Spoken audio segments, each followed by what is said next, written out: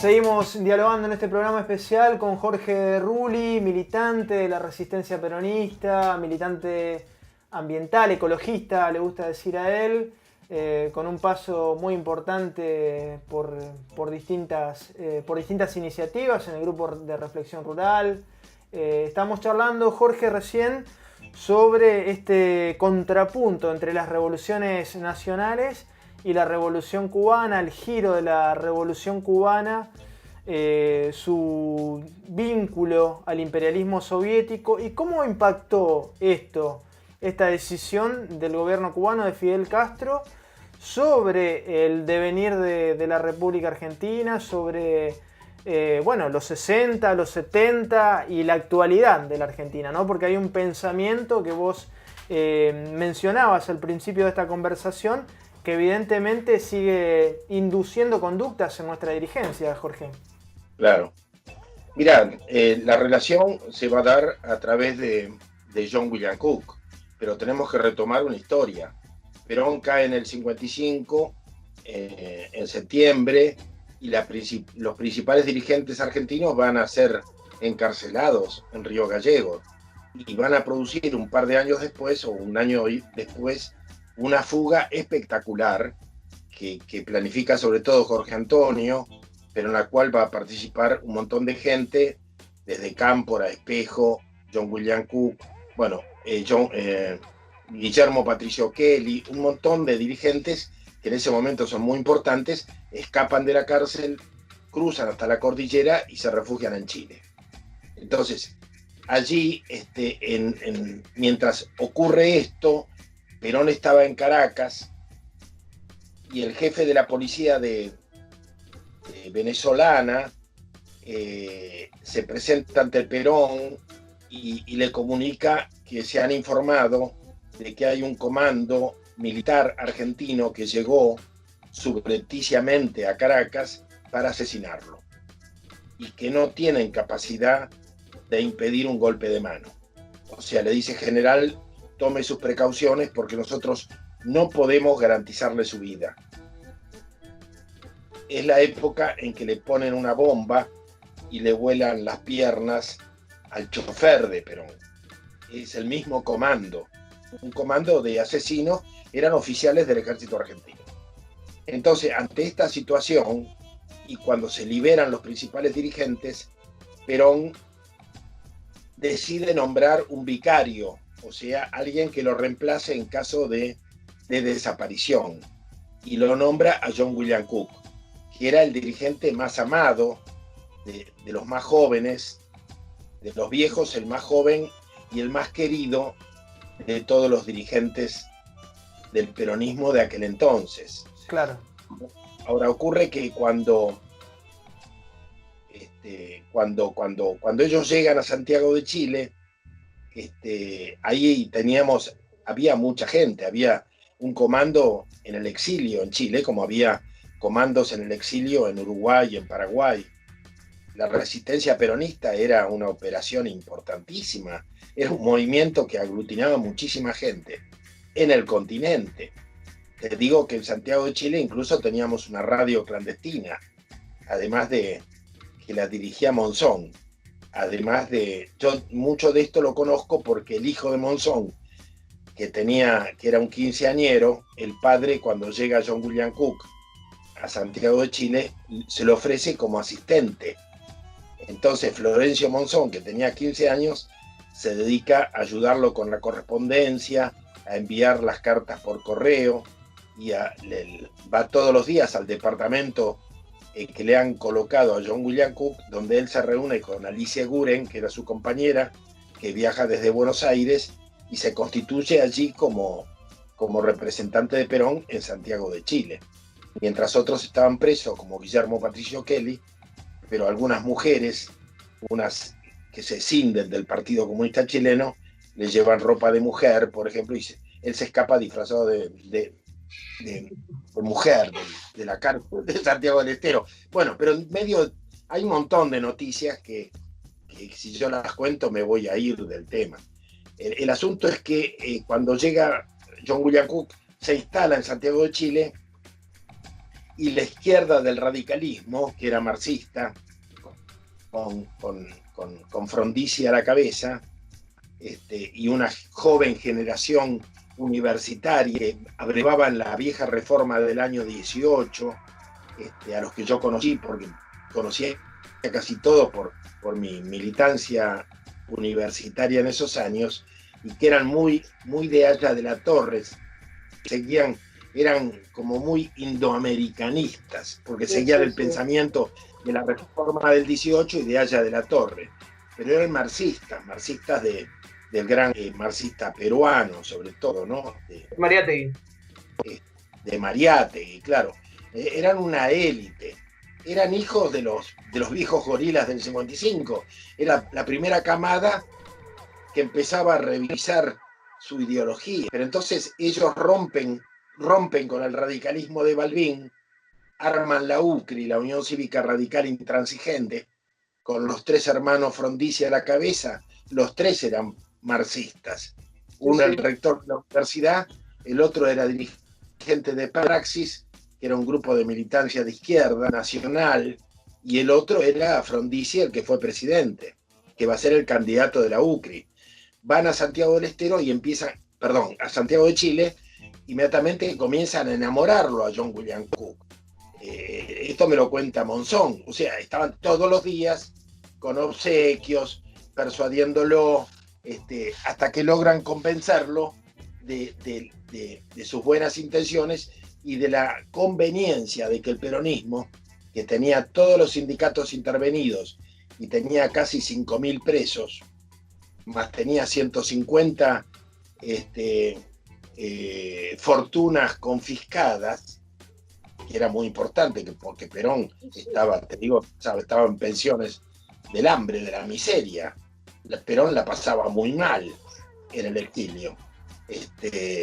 Y hay fotos de unas pensiones terribles. Estamos hablando, Jorge, años 57, 58, más o menos. Claro, 58, claro. Entonces lo persuaden a John William Cook, bajo estas razones, de llegar a un acuerdo. Y el acuerdo era para apoyar la candidatura de Frondizi. Entonces ahí el gordo entra en esta escalera donde, que yo pienso desde el punto de vista político, de la racionalidad política, era inteligente, porque era, bueno, vamos escalonadamente ganando aliados y avanzando hacia el poder. O sea, Frondizi se compromete, si él gana, a liberar los sindicatos, liberar los presos y liberar las fortunas. Y además, si se firma el acuerdo, de darle unos 5 millones de dólares en la mano a Perón, para resolver la miseria en la que vivía. Entonces el gordo viaja a Caracas, lo convence a Perón y se arma el pacto con el que pone la plata de Frigerio, el abuelo de que fue director. Sí, el macrista. Sí. Claro. Que era de la UCRI, pero era del Partido Comunista. Y era eso es interesante, Jorge, porque ese dato no se puede pasar por alto, ¿no? O sea, cómo el Partido Comunista Codovila, cómo influye fuertemente para, infiltrar al radicalismo, infiltrar al peronismo también, ¿no? En ese contexto. Codovila influencia mucho un movimiento desarrollista dentro del radicalismo. Claro. Esto es un invento de Codovila. Pero la verdad es que ahí había una mezcla, porque, por ejemplo, Frigerio era socio personal de Jaureche, del viejo Jaureche. En las islas del Delta tenían muchísimas hectáreas que todavía las está vendiendo el nieto, donde puso estas nueces de confitería, y todavía está loteando esas tierras que fueron del abuelo en sociedad con el viejo Jaureche. O sea, había una relación con sectores de Forja, que venían del radicalismo también. Recordemos que Forja en esa época no aceptaba a nadie que no fuera afiliado radical. Por eso Scalabrini nunca fue de Forja hasta el año 46, o 45, cuando Forja abre la afiliación a cualquiera. pero hasta el año 45 Forja solamente aceptaba jóvenes radicales. Por eso Scalabrini, que era medio anarco, libertario y nacionalista, nunca fue de Forja, era amigo, pero no fue parte de Forja. Claro, ¿Comprendes? claro. Entonces ahí se va a dar una melange. Una melange que de alguna manera opera sobre Cook. Totalmente, Cook es complaciente. Ahora, al precio de provocar un gran enojo en la resistencia peronista. O sea, uno de los maestros de Cook era el viejo César Marcos, con el cual yo tenía mucha relación en ese mismo momento, y el viejo y el llamado Comando Nacional, que era una de las conducciones de la resistencia peronista, rompe con Cook. El viejo tenía el viejo y el Comando Nacional tenía una revista clandestina que se llamaba El Guerrillero. Pero ojo, guerrillero para nosotros nos recordaba el guerrillero español que se alzó contra las tropas napoleónicas. No era el guerrillero de los años 70. O sea que el guerrillero, lo que está mal usado, la palabra guerrillero, en la Argentina de los años 70 está mal usado, porque claro. En términos españoles, guerrillero es un espontáneo de la lucha popular, ¿comprendes? Y nosotros lo veíamos así, de una manera muy libertaria. Era el espontáneo que ponía bombas o que ponía clavos miguelitos o que hacía lo que tenía que hacer. La idea de un aparato militar no era ajena al peronismo. Entonces, el asunto es que Cook... Sí, perdón. No, te decía que Cook, influenciado por todo este escenario, ¿no? Le rodearon la manzana, digamos, a Cook. Y bueno, se dejó seducir un poco. Y esto tiene una gran influencia en el devenir del peronismo. Estamos hablando ya del año 59, cuando el Che viene a Montevideo, se entrevista con Frondizi, con mucho disgusto de los militares argentinos, y hay un proceso de peronización en los sectores medios, un proceso masivo. O sea, en el año 64 nosotros anunciamos que vamos a poner el discurso de Perón en un aula de filosofía, y pusimos en el aula magna un grabador con la cinta de Perón, y yo estuve en la puerta armado para defender el grabador. Y no entró nadie. Estábamos un grupo de gente armada para defender el grabador. Y un año y medio después se llenaba de peronistas que nos ignoraban a nosotros. En realidad era toda la clase media que se había peronizado a través de la Revolución Cubana, ¿comprendes? Y que lo primero que hizo fue ignorar, desconocer o abjurar a todos los líderes anteriores, porque venían como organizaciones de cuadros ya con sus propios líderes. ¿Entiendes? Entonces, fue un fenómeno tremendo que desnaturalizó al peronismo y se dio de una manera muy rápida, y el peronismo no supo cómo metabolizar esta enorme cantidad de jóvenes clase medieros que para hacer la revolución intentaban hacerse peronistas. Porque la gente que fue a ver a Mao Zedong, por ejemplo, Mao Zedong les dijo: ¿ustedes qué son en la Argentina? Y somos maoístas. Y Mao le dijo: ¿y cómo van a ser maoístas en la Argentina? Tienen que ser peronistas. Y otro grupo del Partido Comunista, que era pro-albanés, lo fueron a ver a Hoxha, el tirano de Albania, y Hoxha le dijo: ¿y ustedes qué son en la Argentina? Y somos del Partido Comunista pro-albanés. Y le dijo: muchachos, ¿cómo van a ser pro-albaneses en la Argentina? Le dijo: ustedes tienen que ser peronistas. Ahora todos estos locos volvieron y se hicieron peronistas, para desgracia nuestra, ¿entendés? Porque en vez de hacer la cola, directamente entraron para hacer conducción. ¿Por qué? ¿Por qué entraron para hacer conducción? ¿Ellos tenían la culpa o la tuvo John William Cook? Porque lo que pasa es que Perón lo defenestra a Cook cuando se da cuenta que su amigo Frondizi ha traicionado todas las promesas y ha hecho todo lo contrario, y que el peronismo se alza contra Frondizi. y hacen la huelga del frigorífico Lisandro de la Torre, hacen paro general, la gente empieza a meter bombas de nuevo, entonces Perón y todo el mundo lo putea a Cook, porque lo visualizan como el responsable del fracaso de todo el pacto, y entonces Perón lo desconoce a Cook. ¿Y qué hace Cook? Cuando nadie lo quiere, intenta ir al Lisandro de la Torre, no lo dejan entrar, está en el café de la esquina, sale algunos compañeros y le dicen, gordo, los muchachos no te quieren, andate, si no te quiere nadie, loco. Y cuando el gordo se da cuenta, se va.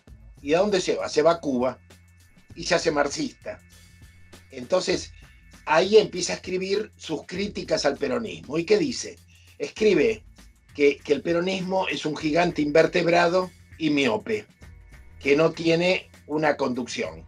¿Por qué? Porque la conducción para el marxismo eran los intelectuales lúcidos que manejaban el pensamiento de Marx. Y claro, el peronismo no tenía una élite marxista, lo que tenía eran líderes de verdad, tenía tipos de, qué sé yo, como Klosterman, como Rucci, como Gacera, como... El tema es que, guiándose por las obras y los escritos de John William Cook, la clase media se peroniza, pero para copar al peronismo. No sé si se me escuchó. No, perfecto, Jorge. Hay un proceso de alguna manera se va haciendo un mix entre el marxismo y el peronismo que desvirtúa la idea originaria, digamos. No, yo te digo, todo esto se da porque el gordo Cook era muy buen tipo. Realmente yo fui amigo de él, lo quise mucho, pero... Viste, no era un revolucionario, a ver si se entiende, esto no, era un gran intelectual, viste, muchos le decíamos, ¿por qué no te dedicas a escribir, gordo, y dejas la política? Porque se equivocó, ¿entiendes? Creo que hasta Pepe Rosa dijo eso, porque al final se convirtió en un resentido, porque le fue mal, el mismo Che Guevara en Cuba lo consideraba mal. Y a mí me dolía cuando el Che dijo las cosas que dijo del gordo, porque el Che era muy duro, ¿viste? Para el Che, un revolucionario era un tipo que se ponía 30 kilos de piedra en la mochila y subía a la colina con el fusil en los brazos y subía a la colina 30 veces, ¿viste? ¿Entendés? No, era una mirada muy excluyente la del Che. Imagínate, en ese plano, el gordo no entraba. Entonces, para el Che no era un revolucionario. Y en ese marco... En ese marco, en el año 63, que nosotros salimos de la cárcel, del plan Conintes, yo estoy 3 años, porque ahí hubo un plan de conmoción interna del Estado donde a nosotros nos juzgaron los tribunales militares.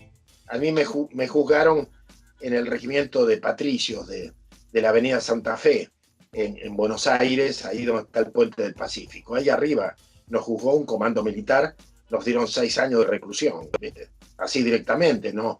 Sin pruebas, simplemente porque estaban convencidos de que nosotros habíamos asaltado un destacamento de aeronáutica y listo.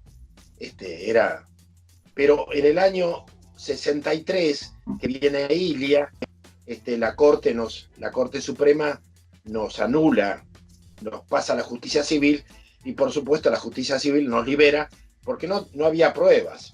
Nos habían condenado porque los militares estaban convencidos de que éramos culpables, no porque tuvieran pruebas. Entonces, pero nos habíamos comido 3 años de cárcel.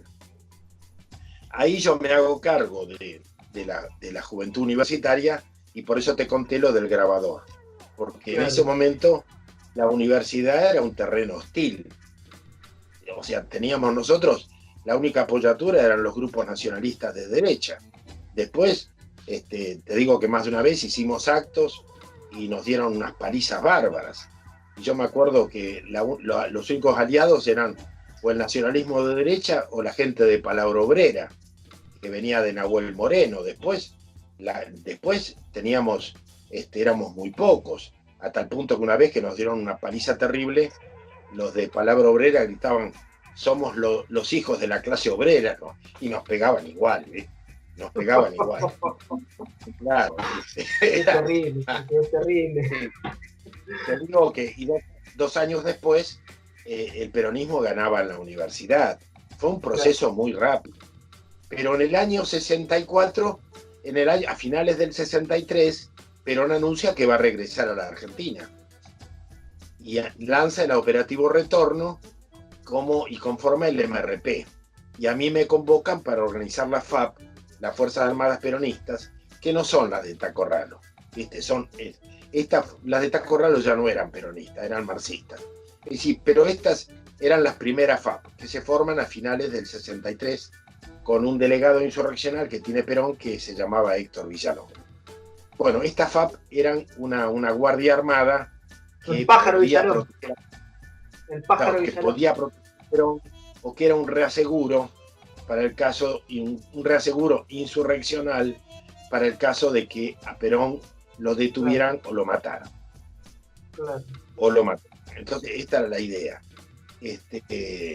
Entonces, bueno, ese es un momento de mucha organización interior o de autoorganización para el peronismo, porque teníamos desde la FAP al MRP a la 62 de pie junto a Perón. Había un dispositivo muy importante. El peronismo se moviliza enteramente para recibir a Perón, como sea, con comandos en la frontera. Había un comando muy grande en Montevideo, de nuevo. O sea, la alternativa era que Perón, si no podía entrar a la Argentina, se quedaba en Montevideo con el respaldo de la bancada revista del Senado y con el comando de argentinos que estaban en Montevideo, o si no, la otra alternativa era el Brasil, donde gobernaba Getúlio Vargas. Era la hipótesis B. Si no lo dejaban entrar, se quedaba en Brasil, con lo cual ya estaba... Goulart, ¿no? ¿No era Goulart, Jorge? Goulart. Sí, Goulart, perdón. Estaba Goulart y Brizola. En Río Grande estaba Brizola, que era pariente de Goulart. Y Goulart había sido el valijero de Vargas. O sea, cuando Perón estaba en la presidencia y Vargas en la presidencia de Brasil, Perón le enviaba dinero a Vargas a través de Goulart. Imagínate, lo conocía, eran todos amigos, se querían. Se querían, era una generación de líderes que había luchado juntos en la posguerra y que lo fueron liquidando después, uno a uno, porque a Goulart se supone que lo mató el proceso de la dictadura militar, que lo envenenaron, no se sabe, ¿comprendes? Y Vargas se suicidó, terminó suicidándose porque el imperialismo le hizo la vida imposible, ¿no? Pero bueno, volvamos a estos años del 64. Ahí el Che Guevara es cuando lo va a ver a Perón y le ofrece a Perón el tabaco cubano, la comercialización del tabaco cubano, que era mucha guita. Era la comercialización en Europa de los habanos cubanos. Entonces le ofrece a Perón que Perón designe a una persona para hacerse cargo del negocio y que utilice los fondos para el regreso. Y Perón lo pone a Villalón en el tabaco cubano y con esos fondos se organiza el regreso de Perón del año 64. O sea que el Che Guevara siempre tuvo diálogo con Perón. No así Fidel, ¿comprendes? Sí. Entonces, hay que destacar esto. Bueno, ¿qué pasa? Es el momento de mayor organización interna del peronismo en toda su historia. Y en este momento, el Gordo Cook, del cual el Che decía las peores cosas, porque lo consideraba, en Cuba a los intelectuales se le dice come bolas. Y el Che decía que el Gordo era un come bolas, lo cual a mí me parece injusto. Porque en la campaña del Escambray el Gordo participó, se puso el traje de miliciano y habrá sido cocinero, lo que sea, pero se necesitaba coraje para ser cocinero cuando vos no sabías dónde estaban los tipos que habían entrado en el Escambray, que estaban por todas partes, ¿comprendes? Y que el ejército tenía que batir hombre a hombre porque se les metían en los agujeros tapándose con hojarasca, y una vez que pasaban los soldados corrían y se mezclaban con la población. Entonces, y ahí estuvo el Gordo.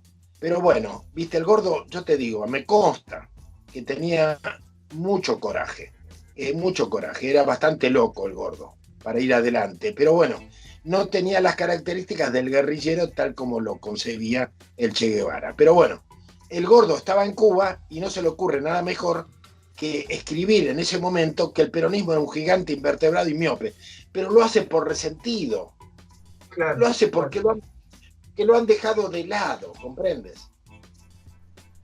Y es el momento en el cual la izquierda se incorpora masivamente al peronismo. Y son los hijos de los gorilas del 55. Porque yo organizaba la FAP y era una especie de guardia personal de Perón. Y el criterio era, ¿vos estás de acuerdo con la lucha armada? Bueno, lo incorporábamos. No todos eran peronistas.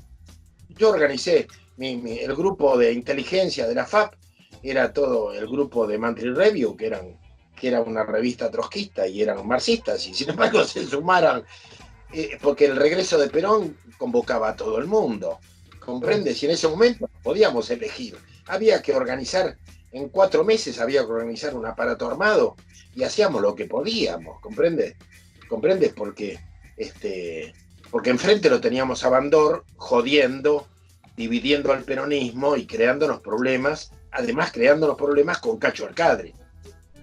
O sea que dividió a la juventud peronista y armó un MJP que servía a Bandor. Entonces fue un momento de intensas luchas internas, porque estaba la gente del Gordo Cook, que era la JUP, que dominaba, se quedaron con la conducción de la juventud universitaria peronista, estaba el MJP, que era el sector de Bandor, y estábamos los restantes, que estábamos con la FAP, el MRP, y con la 62 de pie junto a Perón.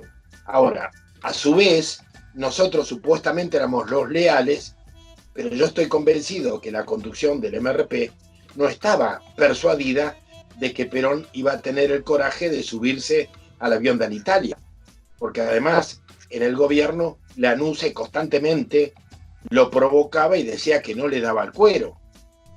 Entonces había un criterio, ¿le dará el cuero o no le da el cuero? O sea, todos dependíamos del cuero de Perón, y la conducción peronista no tenía la certeza de que Perón iba a subir al avión de Italia, y por eso es que Urden, un mes antes del regreso de Perón, Urden, en la lucha interna, que era muy fuerte, Urden matarlo a Bandor, un atentado, un enfrentamiento con Bandor, y con lo cual Bandor lo descubre, lo desbarata y se queja ante Madrid.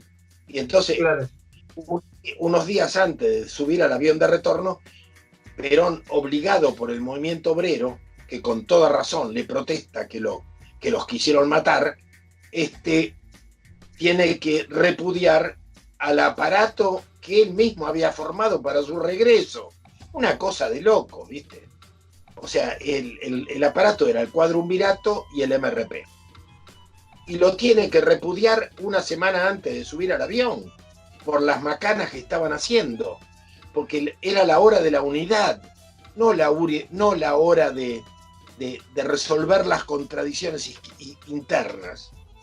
Yo, ahora, pasado tantos años, lo que me digo, y conociéndolo a la gente del Cuadrumvirato y a Gustavo Rearte, creo que fue la influencia marxista. O sea, también en nosotros estaba el marxismo, a tal punto que en las discusiones de la conducción del Cuadrumvirato MRP se discutió este tema, el tema de la contradicción principal. Fue muy fuerte, Jorge, la ola marxista que devino primero obviamente de la Revolución Rusa y después de la Revolución Cubana, sobre todo, fue muy fuerte, ¿no? Fue casi... Y debo reconocer que nos tiñó a nosotros, a los leales, no solamente a los cuqueros. Y en ese momento se le decía cuqueros a los que respondían al grupo. Nos tiñó a nosotros. Esta es la verdad. Y dejamos de ser revolucionarios.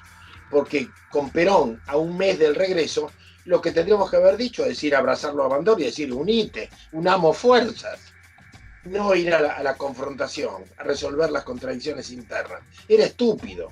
Pero bueno, eso fue lo que hicimos.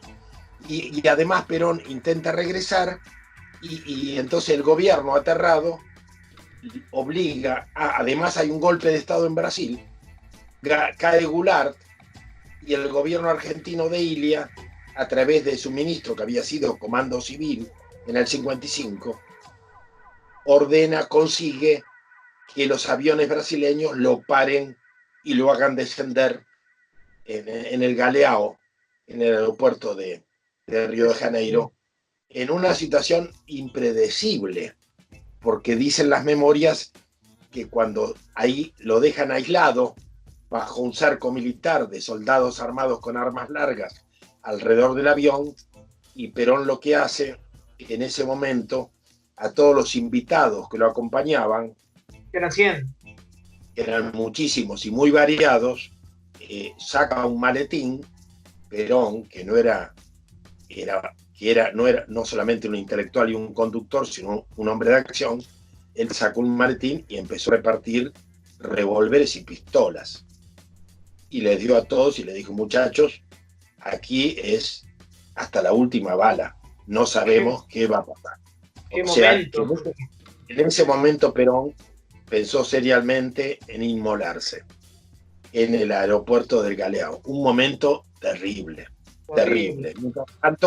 Mientras tanto nosotros estábamos peleándonos entre nosotros con el bandorismo, los que éramos leales y los que no éramos leales. Bueno, lamentable, me parece lamentable, pero así fue la historia del peronismo, que no supo, insisto, no supo resolver la contradicción entre dos caminos, que era el camino de la Revolución Cubana y el camino de la Revolución Nacional.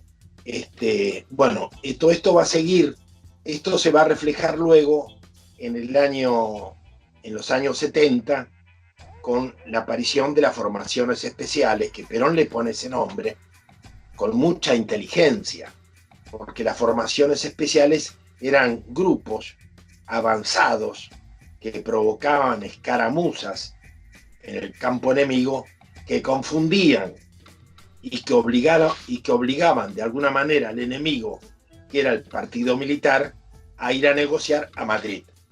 Entonces él alentaba la guerrilla, porque muchachos, cuanto ustedes más peguen, más van a venir ellos a negociar conmigo. Ese esquema resultó mucho, pero Firmenich, Perdía y otros se dieron cuenta, y así como hasta altura no sabemos hasta dónde fueron revolucionarios o fueron de los servicios, que no lo sabemos todavía.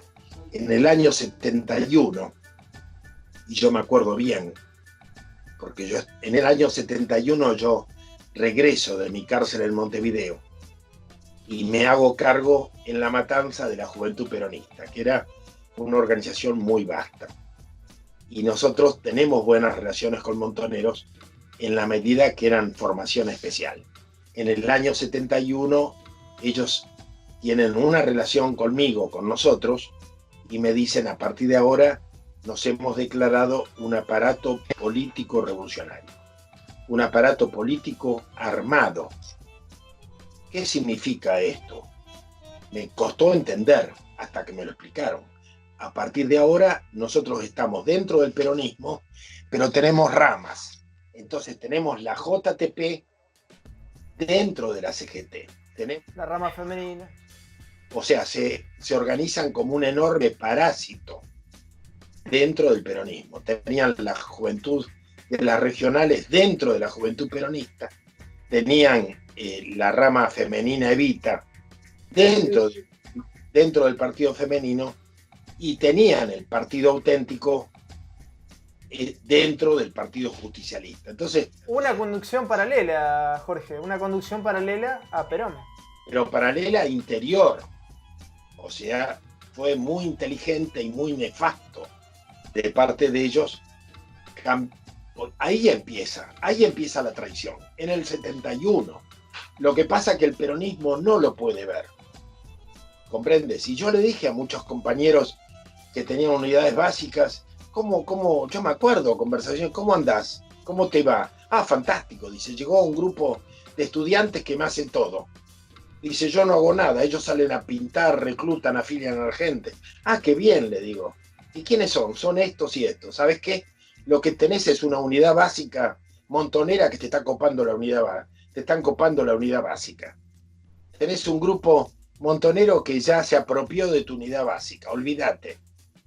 Y le pasó esto a innumerables compañeros del PJ y le pasó inclusive a Horacio González con una de las unidades más básicas que tenía, más importantes que tenía, y era una conducción colegiada de 13 personas.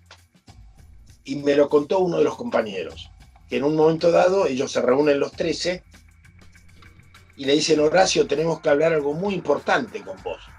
¿Qué me tienen que decir? Que nosotros somos 13. Bueno, de los 13, 12 nos hemos incorporado a la organización Montoneros. Ahora falta que vos nos digas si querés estar o si te vas a ir. ¿Comprendes? Era muy duro el copamiento interno de las organizaciones peronistas, hasta el punto que nosotros vamos a la ruptura con ellos y les ponemos el mote de paracaidistas, porque no eran de La Matanza, venían de Cabildo, de Cabildo y Juramento, venían de la zona de Recoleta, eran todos niñitos bien, y venían a militar a La Matanza hasta que se aposentaron, se arraigaron con mucho dinero, y nos crearon una juventud peronista paralela, y bueno, y terminaron comprando La Matanza y comprando el Partido Justicialista con Magarios.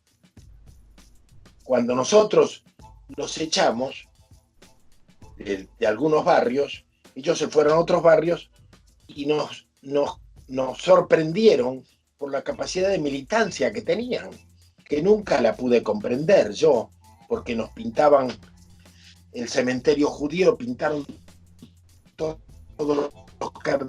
los paredones y movilizaban cientos de compañeros. Yo no lo podía creer. Digo, si eran 4 o 5 nada más, ¿cómo puede ser? Hasta que 40 años después, dando una conferencia contra la soja, y yo les dije que conferencia, pero me tengo que ir a otro pueblo de por allí, cerca de San Nicolás, para dar otra conferencia. No puedo faltar. Y ellos me dicen: no te preocupes, nosotros te ponemos un remis y te lleva de San Pedro a la otra, a San Nicolás. Bueno, yo me voy así tal cual, me subo al remis y ellos me pagan el remis y yo me voy. Voy hablando con el remisero y me dice, claro, y yo le digo que militaba en La Matanza, me dice: yo también. Entonces yo le digo: ¿cómo? ¿Vos vivías en La Matanza? Me dice: no, yo nunca, siempre viví en San Pedro. ¿Y cómo militabas en La Matanza? Me dice: porque la columna norte de Montoneros todas las semanas cargaba un ómnibus y nos llevaba a militar en La Matanza. En esa época, esto era, desde el punto de vista moral, era absolutamente inconcebible que la militancia hiciera esas cosas. Esto indica una mentalidad empresarial. Y esto, en esa columna, estaba Patricia Bullrich. ¿Comprendes? Era la conducción, era parte de la conducción de las regionales de la zona norte. Te das cuenta los parentescos que tenemos y las deudas a saldar, las facturas a saldar que todavía tenemos, porque Patricia Bullrich está en Cambiemos. Y en aquel entonces era la mina que conducía el modo de coparnos La Matanza con la juventud peronista de Montoneros. ¿Qué te parece? Es realmente difícil de comprender, pero esto alude a la evolución siniestra que tuvieron estos sectores clase medieros que en aquel entonces nos corrían por izquierda y que ahora nos corren por derecha. ¿Comprendes? En aquel entonces nos corrían con las consignas del socialismo y ahora nos corren con las consignas del asistencialismo. Cambiaron el respaldo de Fidel por el de Soros y ahora nos proponen, como hace Diego Guelar, que también fue oficial montonero en aquellos años, nos propone la complementación natural de la Argentina con China, produciendo soja o produciendo 50 millones de cerdos para abastecer al proletariado chino. Qué derrotero, Jorge. Qué derrotero terrible que estás narrando. Y es una tragedia. sí. me imagino para ustedes que lo vivieron en carne propia, para nosotros también es una tragedia. Yo nací en el 74, Jorge, y te confieso que estudiando economía en la facultad y estudiando los índices de esa época no lográbamos entender y nunca logramos entender cómo ese país que tenía un coeficiente Gini cercano al de los países escandinavos y un 28% de Producto Bruto Industrial, era una potencia latinoamericana, era la potencia latinoamericana Argentina. No logramos comprender, te digo, cómo había pasado, cómo pasamos de ese estadio a esta situación de casi 50% de pobreza, ¿no? Es increíble y también lo vamos a charlar en otro momento, ¿no? Porque da para mucho, pero esta actualidad que tiene mucha ligazón con todo ese derrotero que nos contaste y que tanto nos puede aportar a nosotros, que no lo vivimos, para tratar de entender, ¿no?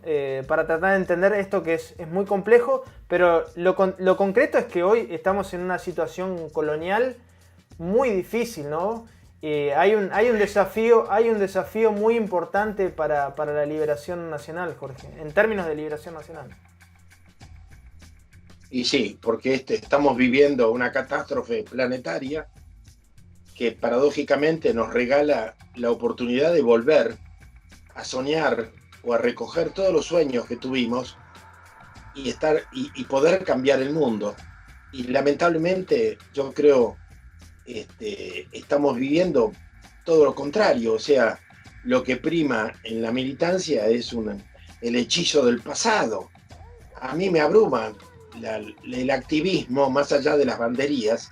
Todo el activismo está hurgando en los orígenes del virus.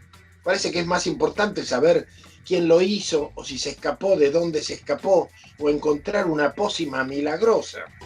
Hoy me dice una compañera, me dice que tiene una pócima homeopática que resuelve el problema. El otro día veo un video de una médica que realmente es un pan de Dios, yo la conozco, es buena persona, y me dice en el video, escucho que la solución es tomar 3 gramos de vitamina C por día y evitas el contagio. Y yo digo, no puede ser, tienen los ojos en la nuca, les han roto las esperanzas, porque la gran esperanza es la pospandemia. Se cayó el turismo de masas, se cayeron las aerolíneas internacionales, se cayó el proyecto de fábrica del mundo de China, se cayó la localización de empresas norteamericanas y globales de las corporaciones en China, se van a tener que relocalizar. Y es el momento para volver a sentirnos argentinos y ocupar el territorio y volver a poner en funcionamiento el ferrocarril. No, estamos pidiéndole préstamos para el ferrocarril San Martín a los chinos. Es demencial. Acabamos de firmar, con el respaldo de un sector de ATE, construir una central nuclear al borde del Gran Buenos Aires con tecnología exclusiva de China, con trabajadores chinos, una tecnología nuclear que no ha sido probada jamás, que no tiene control internacional, que no ha sido aprobada por los mecanismos de certificación internacional de la energía nuclear. Una cosa de locos. Cuando Canadá está denunciando los barbijos que llegan de China porque no responden a las condiciones necesarias mínimas.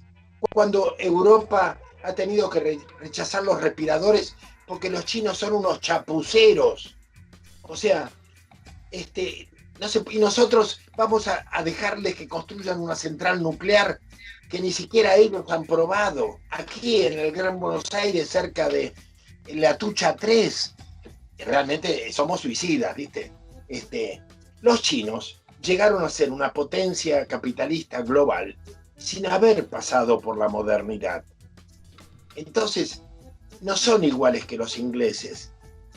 Las máquinas que nos vendían los ingleses, las locomotoras que nos vendían los ingleses, hace 100 años, los obreros argentinos las acondicionan y todavía están funcionando. Las locomotoras chinas que nos vendieron hace 6 años, la mitad están ya dejadas de lado, dadas de baja, ¿comprendes? Es el precio de no haber pasado por la modernidad. Ellos no tienen la culpa. Ellos son chapuceros porque son así, porque viven en el pensamiento mágico y mezclaron el pensamiento mágico con el marxismo europeo. Pero hay que entender esto. Yo estuve en China, yo lo vi esto. Yo no les compraría un filtro de género para hacer café, ¿entendés? No tiene sentido. Por supuesto que la relación puede ser una relación interesante como la que intentó Rucci en época de Isabel, pero a esta altura ya sabemos quiénes son, cómo son.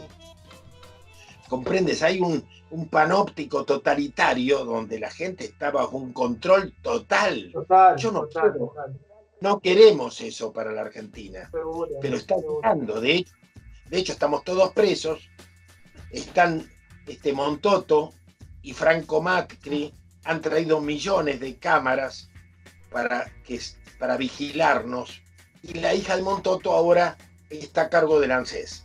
¿Comprende? Entonces, esto no es joda. Acá hay una operación terrible de los chinos para recolonizarlos.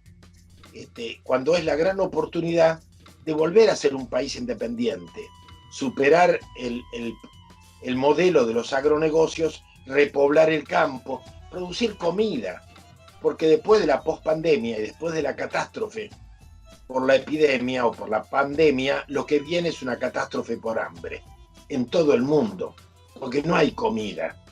Y la catástrofe por hambre en la Argentina va a ser más dura. Y recordemos el primer poblamiento de Buenos Aires, y que hicieron antropofagia y se comieron a algunos de los tipos que don Pedro de Mendoza colgó. ¿Te acuerdas? Bueno, yo quisiera que ese no sea el destino de la Argentina, pero a veces parece que fuera un sino. Porque acá hay una cosa de renegados que tiene que ver con la traición al peronismo, del peronismo al peronismo. Porque yo nunca vi tanta gente negadora del cambio climático y ahora negadora de la pandemia. Yo hablo con los militantes y me dicen, todo esto es una joda, es una farsa. Mirá, eso es todo lo que se te ocurre decir cuando colapsaron todos los sistemas industriales y mega urbanos del mundo, cuando la fauna ha vuelto a repoblar el riachuelo y las ciudades, cuando hay ciervos. El otro día apareció un ciervo colorado en Marco. Escúchame, la fauna, la biodiversidad es la gran oportunidad de que se caiga la modernidad. La modernidad se basó en dos cuestiones fundamentales, o tres. El antropocentrismo, o sea, el hombre se vio a sí mismo como centro del universo. Y eso está en duda. Y ahora lo que habría que poner en el centro es la biodiversidad, para entender que solos no podemos sobrevivir. Y si destruyen la Amazonía, la cantidad de virus y bacterias que son propios del ecosistema de la Amazonía y que van a invadir nuestras ciudades, van a dejar como un juego el coronavirus. Vamos a tener situaciones 1000 veces peores. Cada hábitat de fauna que destruimos se vuelve contra nosotros. Así fue con el dengue y con todo, con el ébola, con todo. Bueno, y no aprendemos. Entonces hay que poner la biodiversidad en el centro. Esta es una. La otra, la tecnociencia, que está en el centro del escenario, ha demostrado un fracaso.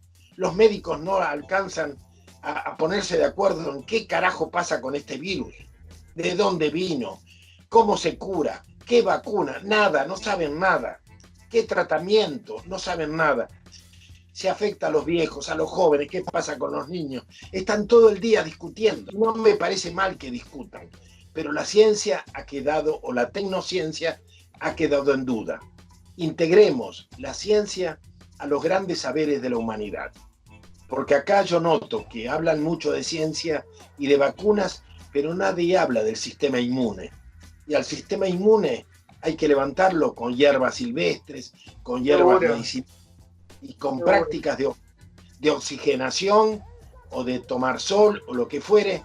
Y a los médicos no les enseñaron eso. Entonces, una de las experiencias es que hay que cambiar la medicina y hacerla más abierta, más generosa con las ciencias paralelas, como puede ser la herboristería, la homeopatía, y sacarle esa cosa sectaria excluyente que tiene la medicina alopática. Y eso tendría que ser un producto de la pospandemia. Y después está el tema de la modernidad, bueno, el capitalismo industrial, las megaciudades, todo eso tiene que cambiar. Y yo siento que el arte estaba ligado a la iglesia. Con la modernidad, el arte se independizó. Ahora, lo cual no está mal, pero hemos perdido totalmente, hemos extraviado el sentimiento de lo sagrado. Y quiero referirme a un gran compañero, que es Gullo, que habla siempre de recuperar la trascendencia, que es fundamental. No solamente tenemos que recuperar el nacionalismo revolucionario, sino el sentido de que hay un más allá. ¿Comprendes? Que es lo que el marxismo nos liquidó o nos mutiló, es la lobotomía que seguimos teniendo.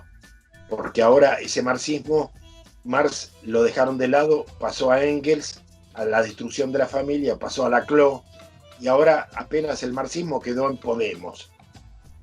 Y entonces aquí tenemos la cámpora, que es como Podemos, y hasta ahí tenemos. Y tenemos asistencialismo, socialismo berreta, socialismo del siglo XXI con tipos como Maduro o como el otro de Nicaragua. Dan ganas de llorar, ¿viste?